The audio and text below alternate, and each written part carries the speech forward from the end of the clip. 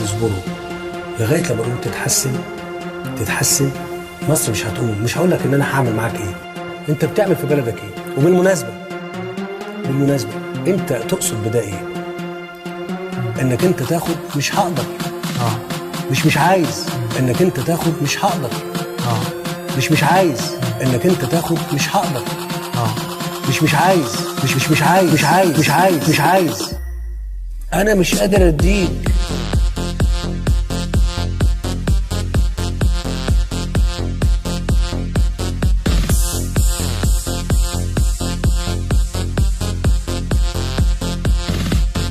انا مش قادر اديك.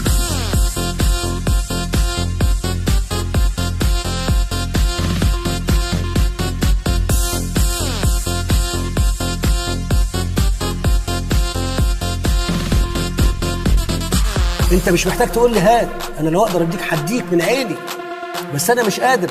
هتاكلوا مصر يعني هتموتوها يعني؟ انا لو اقدر اديك هديك من عيني. احنا مش هنهزر. انا مش قادر اديك.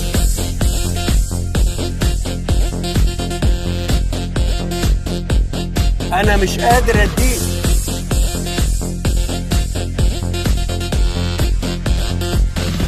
مش قادر اديك.